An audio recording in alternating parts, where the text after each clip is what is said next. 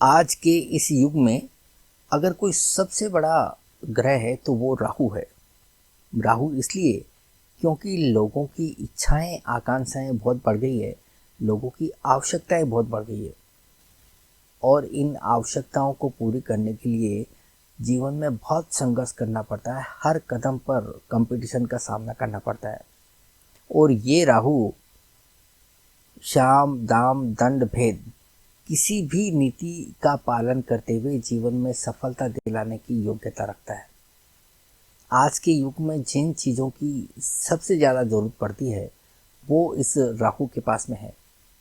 राहु के पास में चतुराई है, राहु के पास में चालाकी है, राहु के पास में छलावा है, राहु के पास में दिखावा है, राहु के पास में धूर्तता है, राहु के पास में योग्यता है, राहु के पास में ऊर्जा है, राहु के पास में इस दुनिया के अंदर किसी भी चीज़ को प्राप्त करने के लिए संघर्ष करने की क्षमता है, योग्यता है और किसी भी हद तक जाकर चीज़ों को प्राप्त करने की ये योग्यता राहु देता है।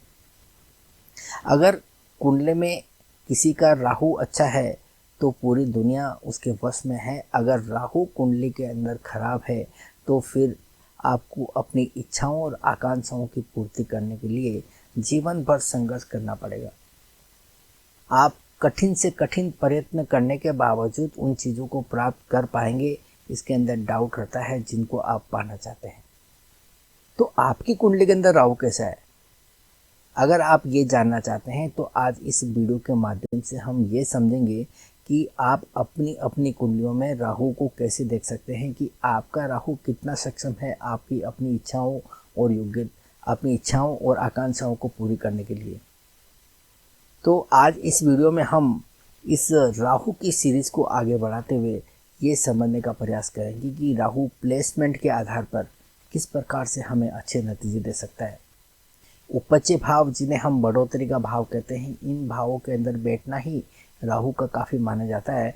इस प्लेसमेंट के आधार पर राहु किन किन ग्रहों के साथ में किस प्रकार के कॉम्बिनेशन में आता है तो राजयोग के समान फल देता है या राजयोग देता है।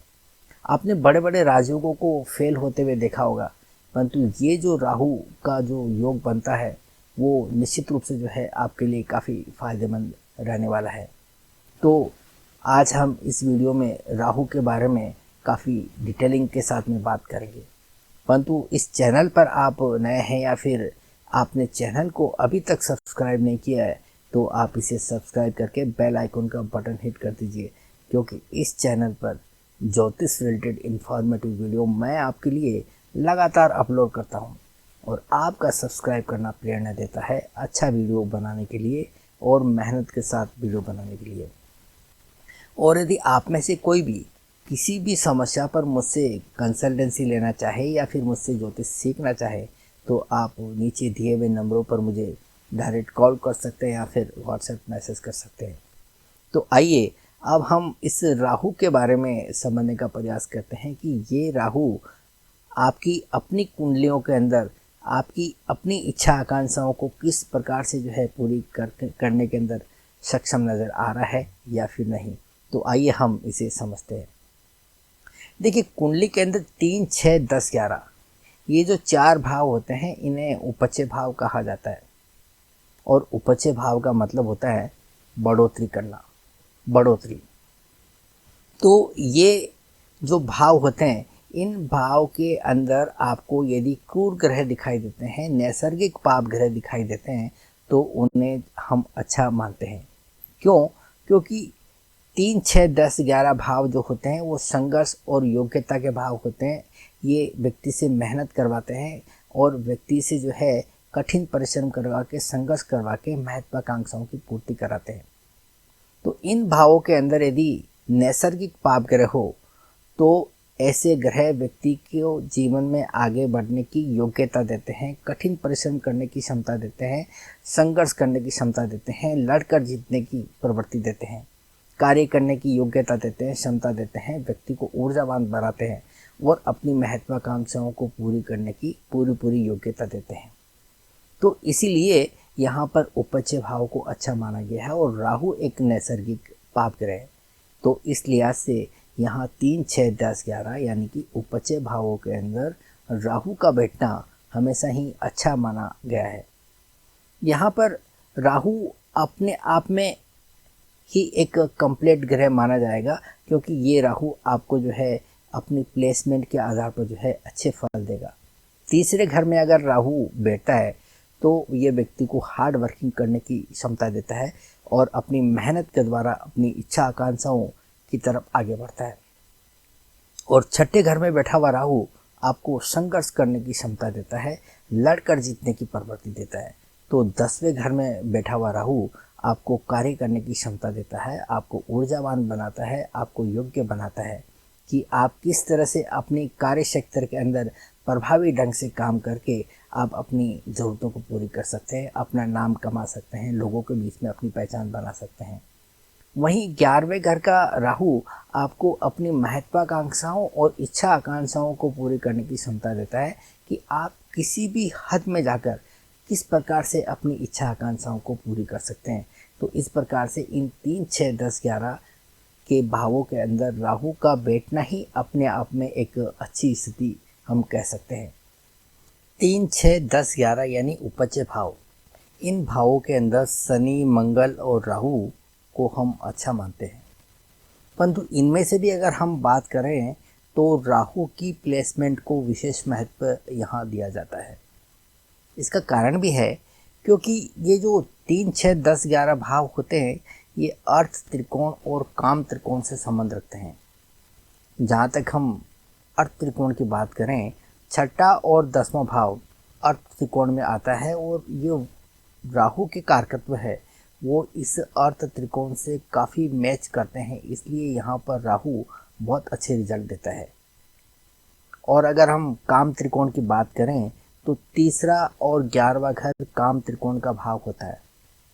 यहाँ पर जो है नैसर्गिक कुंडली के अंदर वायु तत्व की राशियाँ आती है और राहु भी एक वायु तत्व का ही ग्रह है और राहु के पास में बुद्धिमत्ता है। इस संसार के अंदर अपनी इच्छा आकांक्षाओं को पूरी करने के लिए जिस बुद्धिमत्ता की आवश्यकता होती है वो राहु के पास में है। तो इसीलिए राहु इन अर्थ त्रिकोण और वायु तत्व की राशियों यानी कि काम त्रिकोण के भावों के अंदर बहुत अच्छे रिजल्ट देता है।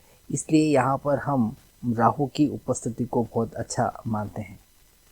वैसे तो 3, 6, 10, 11 जैसे भावों के अंदर राहु का बैठना ही अपने आप में काफ़ी महत्वपूर्ण होता है। इन भावों के अंदर बैठकर राहु निश्चित ही अच्छे फल देता है, परंतु ये स्थिति और ज़्यादा बेहतर तब हो जाती है जब राहु का राशि अधिपति यानी कि डिस्पोजिटर अगर अच्छी स्थिति में हुआ तो फिर ये राहु राजयोग के समान फलों की प्राप्ति करवाता है। जानते हैं ऐसा क्यों? इसको हम एक उदाहरण के द्वारा समझने का प्रयास करते हैं। मान लीजिए कि आप किसी के यहाँ पर जॉब करने जाते हैं और आपका ऑनर यदि स्ट्रॉन्ग हुआ, शक्तिशाली हुआ, कैपेबल हुआ, उसकी कंपनी अगर फ़ायदे में रही तो वहाँ पर आपको एक अच्छा वातावरण देखने को मिलेगा। वो आपको अच्छी तरह से संभाल पाएगा। वो जितने भी उसके स्टाफ है वो 3 हुए या 13 हुए उसको कोई फ़र्क नहीं पड़ता, वो सभी को अच्छी तरह से संभाल कर सबकी योग्यता के अनुसार काम देकर उनसे जो है अपना फ़ायदा भी करवाएगा और आपका भी जो है उसके अंदर भला होगा। वहीं अगर आपका ऑनर यदि कमज़ोर स्थिति में हुआ तो क्या होगा? क्या आप वहाँ पर अपनी योग्यता के अनुसार काम कर पाएंगे? क्या आपको वहाँ पर ठीक तरह से प्रमोशन मिल पाएगा? क्या आपको वहाँ पर जॉब की सिक्योरिटी मिलेगी? जी नहीं, क्योंकि आपका ऑनर ही कमज़ोर है तो फिर आपको वहाँ पर अच्छा एटमॉस्फेयर कैसे मिल सकता है, आपको वहाँ पर सिक्योरिटी कैसे मिल सकती है? यही बात राहु के ऊपर लागू होती है। राहु जिस घर के अंदर बैठा होता है उसका डिस्पोजिटर यदि बली अवस्था में हुआ तो वह राहु अपने आप को काफ़ी कंफर्टेबल महसूस करता है और राहु खुलकर वहाँ पर अपने कारकत्व के अनुसार हमें नतीजे देते हुए नजर आता है। परंतु राहु का डिस्पोजिटर यदि कमज़ोर हुआ या फिर राहु की दृष्टि के अंदर आ गया तो वो अफ्लिक्शन में आ जाएगा। ऐसी स्थिति में राहु यहाँ पर हमें उतने अच्छे नतीजे देते हुए नज़र नहीं आएगा जितने हमें अपेक्षित होते हैं। अभी तक हमने ये देखा कि राहु यदि 3, 6, 10, 11 यानी कि उपच्य भाव के अंदर हो तो हमें अच्छे फल देता है। उसमें हमने एक और कंडीशन ऐड की कि यदि राहु का डिस्पोजिटर यानी कि राहु का राशि अधिपति यदि बली अवस्था में हो और वो राहु की दृष्टि में ना हो तो फिर ये राहु राजयोग के समान फलों की प्राप्ति करवाता है। अब हम इसमें एक और कंडीशन ऐड कर देते हैं कि राहु के साथ में यदि कुंडली का योग कारक ग्रह बैठा हो तो फिर ये राजयोग के फलों की प्राप्ति करवाता है। कैसे? जैसे मान लीजिए कि कर्क लगन की कुंडली है और इस कर्क लगन की कुंडली में मंगल केंद्र और त्रिकोण का अधिपति होकर एक योग कारक ग्रह बनता है। तो ऐसी स्थिति में यदि 3, 6, 10, 11 जैसे उपच्य भावों के अंदर राहु बैठा हो और राहु के साथ में मंगल बैठा हो तो फिर ये मंगल और राहु राजयोग के फलों की प्राप्ति करवाएंगे। ठीक इसी प्रकार से सिंह लगन में भी मंगल योग कारक ग्रह बनता है और ये मंगल और राहु का कॉम्बिनेशन सिंह लगन में भी योग कारक ग्रह होने के कारण राजयोग के फलों की प्राप्ति करवाएगा। ठीक इसी प्रकार से अगर हम शनि के लग्नों की बात करें तो मकर और कुंभ लग्नों में शुक्र योग कारक ग्रह होता है और ऐसी स्थिति में राहु और शुक्र का कॉम्बिनेशन राजयोग के फलों की प्राप्ति करवाता है। परंतु हमें यहाँ पर ज्योतिषीय ज्ञान का उपयोग करना है। हम इन फलों के अंदर एक अलग अलग तरह का जो है वेरिएशन करके समझ सकते हैं कि कौन से योग में किस प्रकार के फलों की प्राप्ति होगी। दोनों ही योग के अंदर हमें राजयोग के फलों की प्राप्ति होंगी, परंतु पैटर्न हमें थोड़ा अलग देखने को मिलेगा। जैसे इसे हम एक उदाहरण के द्वारा और अच्छी तरह से समझ सकते हैं। एक पुराने ज़माने में 2 राजा हुआ करते थे। एक राजा जो हर कीमत पर जो है युद्ध जीतना पसंद करते थे, वो शस्त्र के दम पर अपनी सेना के दम पर मार काट मचाकर हर युद्ध के अंदर बड़ी आसानी से विजय हासिल कर लिया करते थे, परंतु उन्हें जान माल का काफ़ी नुकसान उठाना पड़ता था। वहीं दूसरी तरफ एक राजा और थे, वो भी किसी भी युद्ध के अंदर हारते नहीं थे। हर युद्ध में उनकी जीतने की आदत सी बन गई थी, परंतु उनका जीतने का तरीका अलग था। वहीं दूसरी तरफ के जो राजा हुआ करते थे वो अपनी बॉर्डर के ऊपर सेना को खड़ी करते थे और अपने हथियारों के दम पर ऐसा खौफनाक मंजर पैदा करते थे कि सामने वाले के मन में दहशत पैदा कर देते थे। फिर कूटनीति का इस्तेमाल करते हुए, अपनी व्यवहार कुशलता का इस्तेमाल करते हुए, बिना हथियार उठाए, बिना युद्ध लड़े वो सामने वाले ओपोनेंट को समझौता करने पर मजबूर कर देते थे। उन्हें हर तरह के हथकंडे अपनाने की आदत थी और वो इसी के बदौलत हर युद्ध के अंदर जीत हासिल करते थे, परंतु उनकी सेना का जान माल का कभी भी नुकसान नहीं होता था क्योंकि वो कूटनीति को ज़्यादा महत्व देते थे। ये फर्क है शुक्र राहु वाले योग के अंदर और मंगल और राहु के योग के अंदर। तो इस प्रकार से आप जो है योग के अंदर जो है फ़र्क महसूस कर सकते हैं। ठीक इसी प्रकार से अगर हम शुक्र के लग्नों की बात करें तो इसमें शनि केंद्र और त्रिकोण का अधिपति होकर योग कारक ग्रह बनता है। तो शनि और राहु का योग यदि इन 3, 6, 10, 11 जैसे भावों के अंदर हो तो ये भी राजयोग के फलों की प्राप्ति करवाता है। इस योग के अंदर व्यक्ति जो है लंबी लंबी परियोजनाओं पर काम करता है, बड़े टारगेट रखकर जो है कंसिस्टेंट एफर्ट लगाता है और व्यक्ति अपनी सफलताओं को अर्जित करता है। तो ये है पैटर्न अलग अलग राजयोग को देखने का। ठीक इसी प्रकार से आप किसी भी लगन के अंदर इस प्रकार की स्थिति को देख सकते हैं। जैसे कि मान लीजिए कि मेष लगन की कुंडली है, तो मेष लगन की कुंडली में सूर्य चंद्रमा केंद्र के त्रिकोण के अधिपति होते हैं और बृहस्पति और शनि ये भी केंद्र और त्रिकोण के अधिपति होते हैं। यदि इनमें भी आपस में कोई कॉम्बिनेशन बनता है, जैसे कि मान लीजिए बृहस्पति और शनि दो केंद्र और त्रिकोण के अधिपति होकर यदि राहु के साथ में बैठते हैं तो ये राजयोग के फलों की प्राप्ति करवाएंगे। यदि सूर्य और चंद्रमा केंद्र के और त्रिकोण के अधिपति है, ये यदि राहु के साथ में 3, 6, 10, 11 जैसे उपच्य भावों में बैठते हैं तो ये भी राजयोग के फलों की प्राप्ति करवाएंगे। यदि सूर्य और शनि दो केंद्र और त्रिकोण के अधिपति है, ये 3, 6, 10, 11 में राहु के साथ में अगर युति बनाते हैं तो ये भी राजयोग के फलों की प्राप्ति करवाएंगे। अगर चंद्रमा और बृहस्पति ये भी दो केंद्र और त्रिकोण के अधिपति है मेष लगन में, ये दोनों ग्रह भी अगर राहु के साथ में युति करते हैं 3, 6, 10, 11 जैसे उपच्य भावों में तो ये भी राजयोग के फलों की प्राप्ति करवाएंगे।